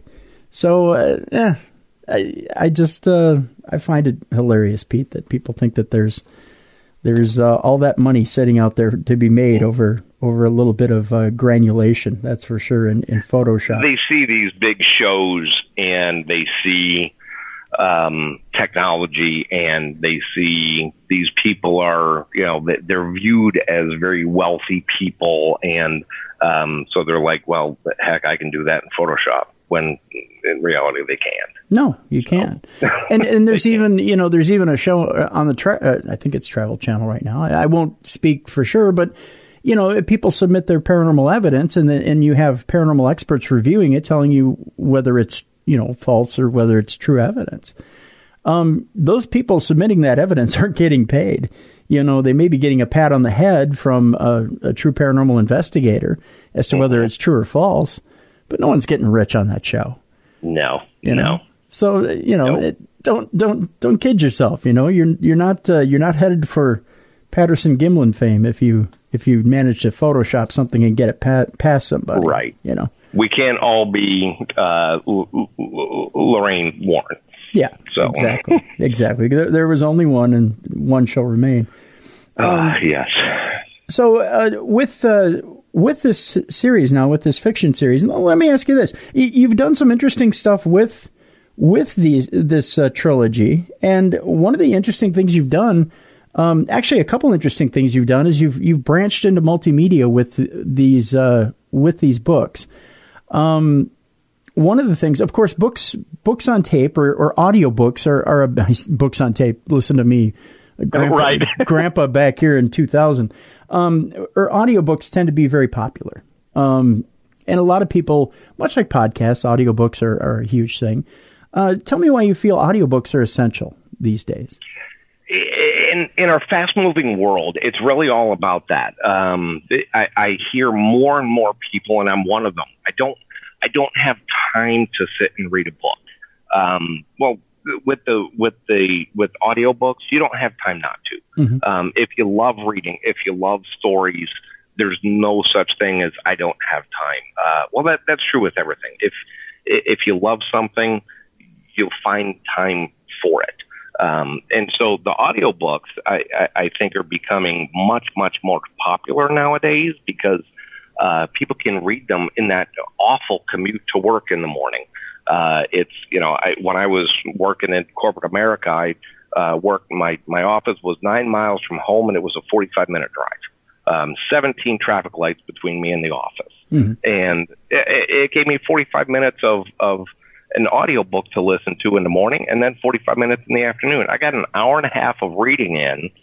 Well, maybe not, you know, I mean, some people can read much, much faster with a book, but I got an hour and a half of somebody telling me a story. And so audiobooks are becoming, I think, much, much more popular than they once were. The faster our world moves, the more audiobooks are going to be more popular, I think. One of the things I've seen, especially with video games these days, are trailers. And I mean, we get movie trailers, we get video game trailers. You've done trailers for these books, which I find fascinating. Yes, where did the idea come for trailers for a book? Everybody loves watching trailers. There's an app through, I think, through all major things called trailers. And anything, I mean, you look at, any of the movie apps that are out there, and you can view trailers. Is this worth watching? Is it not worth watching? Pull up Netflix, and I could spend 2 hours looking at trailers and write a list of the movies that caught my attention. Trailers are fascinating to me because you have either 30 seconds, 1 minute, 2 or 3 to sell your idea to an audience. And so with that fascination and people that, if I could reach somebody that doesn't typically read with one of these movie style trailers, and they find out, wow, I would love to see that. And I've had people go, when is this out in theaters? I'm like, well, it's a book series. I don't know when it's going to be out in theaters. I hope sometime in the future, but it's a book series. And I've actually had people say, I don't typically read, but I'm going to read this. So I think I've done my job there. So, but also from we're in that fast world of it takes longer to read than it does to watch. And we want to be entertained as a society. We want to be entertained. Mm-hmm. So, that's why I put those movie style trailers out there. They're on YouTube and on my Facebook page, Pete Nunweiler, author. The trailers are out there for, I think there's 3 of them, 2 or 3 there's several, that I put out there, but I think there's 3 for the Ghost Between Us series. And, they've been viewed thousands of times and it's entertainment. People like it, even if they don't read, they love the trailer and, it's getting a little bit of exposure. So, when I first had the idea, I shared it with a handful of people and I said, I'm thinking of putting a movie style trailer together for my book. And, I was thought to be crazy at first. And a handful of people said, no, you don't do that. Maybe some slides or something. But this most recent that I put out it's a 3-minute long video that I spent 6 months videotaping, editing, and taking friends out to lunch to get them to do the recording and put this together. It was very fun to do on my end, and I think it's reached more of an audience than it would have if I just put a meme out there. Hey, check this out. I think trailers reach everyone from the age of 15 to 50, 60 years old. I think it kind of grabs you by the throat and it gets your attention and it really sells you on something in a short amount of time to want to explore even further. I mean, we're kind of in that, like you said, that quick digestible society where we want a teaser to get us to want more. And it's perfect. I mean, slides, I don't think does anything for anybody. But if you give somebody a quick hit, it's like going to the dope man. You want more, you get that quick hit and you're like, I gotta have more, And I think it's just the perfect way. It's a perfect way to market something like that. So you've got all these different, and again, here's cynical old me here, Pete. You've got all these different, listening to the show right now, you've got people who go from having an interest in the paranormal to being a paranormal investigator to maybe even being a weekend warrior. They get out there and they go on paranormal trips or they dabble in it, or maybe they watch some of the programs on TV and think, gosh, I dream about some of this stuff or love to do some of this stuff, or I've got a story idea or two, and I think I could do this whole book thing. Is it really something that anybody can do? Can anybody pick up, their PC at home and just start banging out a book at any time? I don't think so. I want to say yes, because that's the trainer in me. Believe in the people and believe that you can teach anybody anything, but that's not true. There's people that can tell a story. There's people that can't tell a story. Mm-hmm. You have to be at least a decent storyteller with a great editor to be able to get a book out there. Especially in today's world of independent publishing and self-publishing, anybody could write a book, anybody can publish a book, anybody can design a cover. And there's a lot of, and I forgive me for being so frank, but there's a lot of crap out there. Oh yeah. I mean, literally my 7-year-old granddaughter can draw something, scan it in, and self-publish it as a book. Mm-hmm. And it would just be scribbles. And it's a published work. It's a published book. And I could say, you know what? Here's an ISBN number. It's required for all books. Here's one of my ISBN numbers that I bought, and let's publish this, and now she's a published author. And I think there's adults that give the same quality of writing. Stephen King has a memoir of the craft. It's just called On Writing, and he puts he says, imagine all authors as a pyramid. The biggest ones on the bottom are writers that suck, and then slightly smaller above that are writers that are good. Mm-hmm. And then there's that fine area at the top that are writers that are really great. And he says, writers that suck will never be good. Writers that are good will never be great. You can fine tune your craft within your skill set, but to get so much out of that skill set, it's stretching your ability, I think, too far. I'm not sure I completely buy into that. I think suck can become good, mm-hmm. and good can become great. That's my belief. But I don't believe that anybody can tell a story. But that for those people that are listening that have a story to tell, there are ghost writers out there. Funny that, that's really the term for it, even if it's not a paranormal story. Right. Share your story with somebody. There's people that are authors that say, I would love to ghostwrite your story. Share your story with me and I will write it. And it will be, a story by Joe Public, authored by this person, by this author. So if they want to get their story out there in their name, there's definitely that possibility. And really, that speaks again to the how much water do you have, and the 5 waters. There's your mentor. There's your person that can help get you really published and on your way, and part of your plan to being successful, even if absolutely if you don't have everything in the tank that you need in order to get something done. Absolutely. Yeah. I do want to go back, Tim. Earlier we were talking about the 170 days as a self-help. That one is not necessarily a self-help. That's actually it's a very, very heavy read. Okay. It is an emotional book. I was my mother's caregiver back in 2015, March 18th. She was diagnosed with the flesh-eating bacteria. Oh my. During one of the surgeries, I think it was the 4th or 5th surgery, the doctor found a tumor. Okay. This is 170 days was from March 18th when I took her into the emergency room to the time that we lost her on September 3rd, 2015.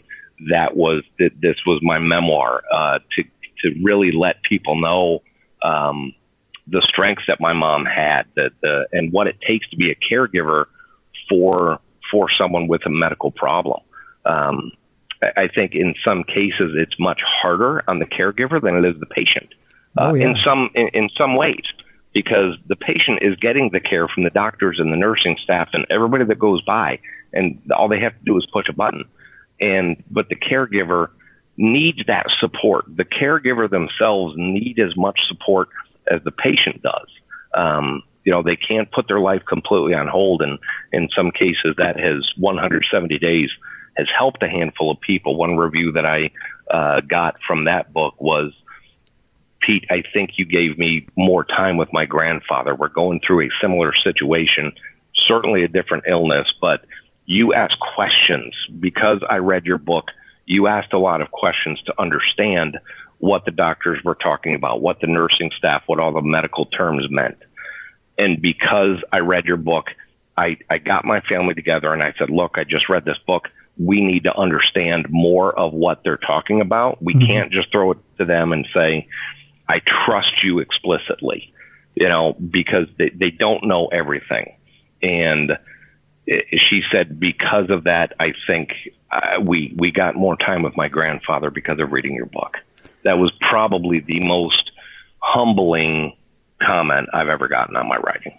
Let me ask you a couple questions about sure. that, about your journey with that, because we've had in our family, we do truly have a belief that nobody dies alone and everybody dies at home. And it's hard to do because my grandmother had Parkinson's. My mom's dad, essentially, you could say he died of old age, but he had brain cancer at the end. He was 90 years old. And my dad's dad essentially died of old age as well, but he had his issues as well.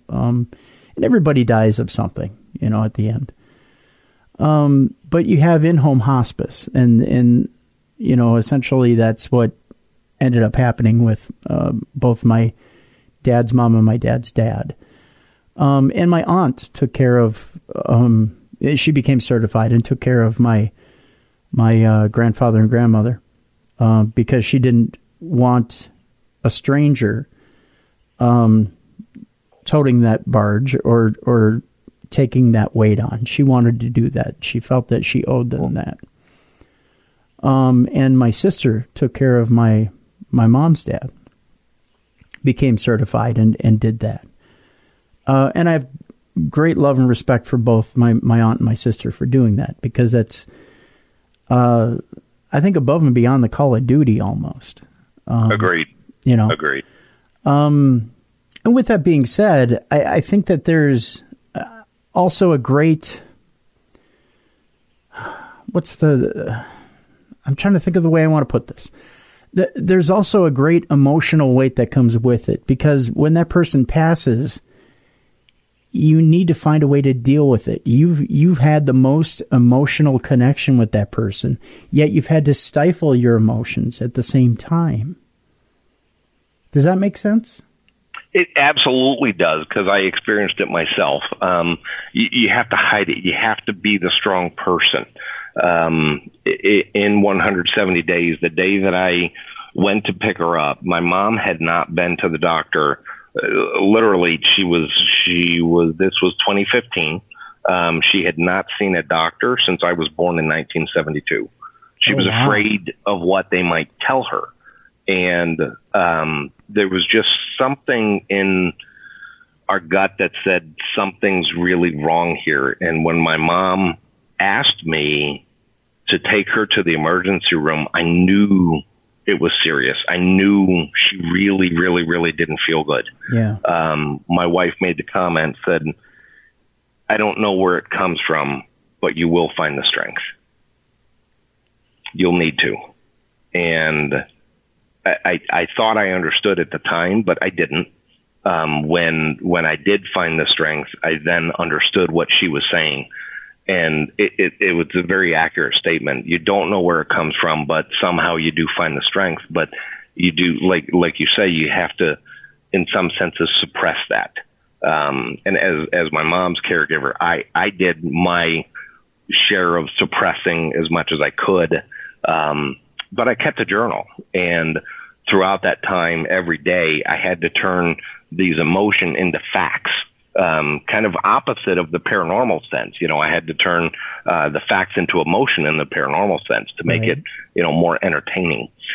Where in this case, the journal that I wrote, the doctors tell me necrotizing fasciitis and debridement and throwing all these medical terms. I'm like, I have no idea what the hell you're talking about. So, I write it down, and I kept this journal. And after she passed, I decided to take the facts from that journal, add the emotion that was mixed in with it, and then I can let that go. That's what that memoir was really all about for me, is sharing her story. But there's such a very selfish, personal aspect of that story that I had to get out of my head and on paper. If I want to remember, I'll read the book. I don't have to keep it in my mind all the time. I don't have to remember everything that happened, and every date and everything. There's actually I've got a 29-minute video on YouTube. Okay. If anybody looks at a caregiver's memoir, or my YouTube channel, just under Pete Nunweiler, my YouTube channel, it's a caregiver's memoir of cancer and necrotizing fasciitis. 29-minute video as an introduction. And that's really what I had to do, was get it out of my head and into the book, so that because it was every day, I counted. I would walk through from the parking garage in the hospital towards the lobby, and every day I'd be day 18, day 19, day 28, every day. And she was in there for 4 weeks in an emergency room, then rehab. So that was important for me to get it out of my head and on paper. And so your aunt and cousin, is that who it was? My aunt, my sister, right? My aunt, my sister. Yeah. Your aunt and your sister. Yeah. I think that would be important for them. Is that release? They have to release somehow. They took on that burden. They took on that, saintly on their own, by choice. They took on that responsibility, and if they ever struggle with it, I would highly recommend get it out on paper, write it down. Mm-hmm. In that case, everybody's a writer. Everybody. If you're journal it. If you're not a journaler, if you're not a writer, how do you suggest getting rid of it? Is it a therapy thing? Is it a thing where you can talk it out? Do you punch walls? What do you do in order to get the emotion out? Because there is that thing where we all need to release that somehow, that because it's almost like a battle that you've lost. Mm-hmm. Mm-hmm. I would challenge anybody who says I'm not a writer, I'm not one to journal. I would say try it. Just try it. If what you're going through is that heavy and that much of an impact on your life, it's important that you get it out of your head and on paper. It'll serve multiple purposes. Number one, it's going to get it out of your head. You don't have to think about it all the time. And then, sometime down the road, when you're facing something else, or when you're just having a great day, or trying to help somebody else get through a challenge, you can present this story to them and say, look where I was once upon a time. This was a dark place in my life, and I got through it, and you can too, So I would say that somebody who doesn't write or journal, I would say try it. Just try it. Just get it out of your head, because you don't ever have to show anybody, ever. You can, unfortunately, my very best friend, his son was murdered at the end of June, and the guy is at large. And I've shared the same advice with him. He said, dude, I don't write. I said, you're gonna. I'm telling you, you're gonna. I want you to write down what you want to do if you ever see that man. Don't bottle that rage up. And I said, you don't have to share it with anybody, because if you did, they'll probably institutionalize you. But you don't ever have to share. But just get it out of your head, write it on paper, get it in a computer, in a Word document, something. Just piece of paper. It doesn't matter. Just get it out of your head. But Pete, I'm going to stop you right here. Honest to God, if this guy turns up dead, this guy who murdered his son turns up dead, and he's got it written down somewhere what he would do to this guy, and it's something similar to what happens to this guy, isn't he on the hook for a murder, or at least a suspect? Well, I would think so, but at the I would hope that the scene would not be similar to whatever my friend comes up with. Yeah, I'll just tell him, whatever awful things, just. Make sure that the police find him before you do. That's why I wouldn't write anything down yet. I would wait until that guy was found and then maybe write it down. I wouldn't write anything down yet. Yep. I certainly don't mean to make light of the situation. It was an awful situation by every stretch. But yes, I'm not making light either. I'm just saying that, I don't know that writing anything down yet is... Maybe that's probably a better idea. Yeah, I would hold off on that right now. I wouldn't do that. In other situations, though, possibly. Right. I'm just saying, to cover all your bases. That'd be bad. And I applaud you for being able to write out that experience. I don't know that I could relive all that. To me, I tend to hold on to things too much. I don't know that writing it down, to me, writing it down is reliving it. And That's all the reason to do it, though, Tim, is you relive it once. You relive it one more time, and you dig deep into your heart and your emotion, and you say, I'm going to release this, and I'm going to relive it, and I'm going to let it in, and I'm going to let it scare me, and I'm going to let it take over, and I'm going to let the emotions in, and I'm going to cry over it, or whatever that emotion is that you feel, but I'm only going to let it in one more time. So I can get this out and written out, then I can put it on a shelf, and I never have to think of it again. And you don't look at it as a permanent record that you can revisit over and over again? No. When I got done writing 170 Days, mm-hmm. I have not once read it again. Okay. I read one piece of it in the interview that I did, in the recording that I did, the 29-minute YouTube video. Okay. I read one piece of it, but after that, and I don't need to read it. I don't need to, and I won't. As far as I can see into the future, I don't think I'll ever read that book again, because I know exactly what's in it. And when people come to you for advice, when people come to you for support that are in the same similar situation, put it that way, it doesn't bring up memories of your mom. It doesn't bring that same scenario right back to you or put you right back in that same spot. It definitely does, but it's a different context to be able to share that strength that I had and to be able to give it to others. Especially from a necrotic, that flesh-eating bacteria, it is an awful, awful, awful disease. Yeah. The people who have it, I mean, it's an 80% mortality rate at least. I think those numbers change by the resource that you look at, but the mortality rate is unbelievable.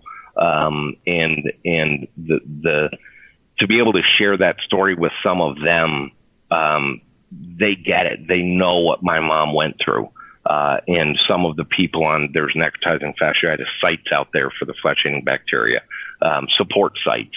And to be able to share that story and have people say, Pete, I'm right there with you. I'm a caregiver currently for my husband, or I'm a caregiver for my mother or my son, who, some family member. And it was great to see this story because I know I'm not alone. I applaud you, Pete. It takes a lot of courage. It takes a lot of it takes a lot of courage to put that out there and to put that piece of yourself out there. It makes sense now, the progression of books that you put out there.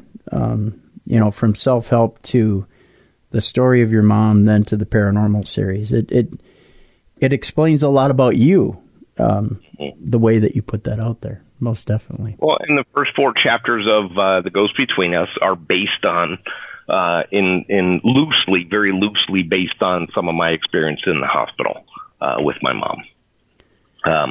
But yeah, the paranormal trilogy, the third book has not been released yet, but everything's out there for pre-order. It's out there on more than 70 online retailers, from Amazon to Books A Million to Target.com to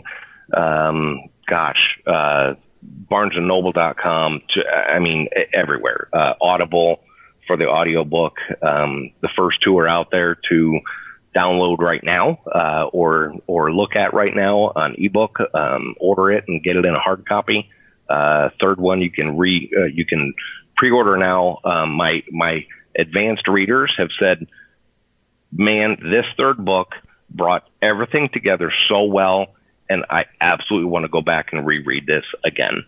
I think the article that you read mentioned my international editor that has done over 800 editing jobs mentioned of the series. She said, Pete, this is by far the most gripping series from book 1 through 3 I have ever read. Mm-hmm. Yep. That was unbelievable. I'm like, wow. That really was confirmation that I got a good story out there. So if you got to choose between the 3, Pete, which one's your favorite? Third one by far. Third one. Yep. But you can't read the third one without understanding what happened to 1 and 2. But yeah, the third, I think my writing style, the people who read it will see this progression, as a new writer, as a young writer and emerging. The first one was very emotional. There's a lot of emotion of fear, the fear that Toby's going through, the confusion of losing his wife, and now he's building this friendship with an entity in the house, and he learns of this dark secret, but is he getting the whole story? It then becomes a thriller in book 1 of what really happened that night. Is this entity telling him the truth? The stories that he's getting, or is there some other underlying truth between the lines there? And there was a lot of emotion in that. In book 2, I really tried to step up my technical game. Okay. And I think I sacrificed a little emotion, for improving the technical game. And in book 3, it really all comes together. Much better writing. It's got the emotion back. It's really a great story. I'm more proud of that one than any in the trilogy, but I'm awful proud of the whole trilogy. Good deal. Well, all these books are available at your website, correct? Yes, and you can even get an author-signed copy through my website. Okay. They can be personalized. If you, during checkout, you can choose personalization, author-signed, and even the next field underneath that is the greeting for name to use for Pete's greeting if you chose personalization. Wow, sounds great. So again, folks, all 5 books available at PeteNunweiler.com. I encourage you to go on a shopping spree this weekend and check them all out, because it sounds like Pete's got a lot of great stuff there. How Much Water Do We Have? 170 Days, and of course, The Ghost Between Us, The Ghost Inside Us, and pre-order The Ghost Within Us. It's all available for you right now at PeteNunweiler.com, NUNWEILER.com. Pete, thank you so much for spending this time with us here on a Sunday. It's been incredibly enjoyable for me. Thank you very much. It's been a pleasure for me as well. And folks, we want you to join us again next weekend for Beyond the Darkness. Dave will be back. We'll have supernatural news for you on Sunday and another great guest for you, or on Saturday rather, and another great guest for you on Sunday. And we'll be talking a little bit more about some upcoming stuff coming later on this fall, as far as events go, next weekend, right here on the best in Paranormal Talk Radio. This has been Beyond the Darkness.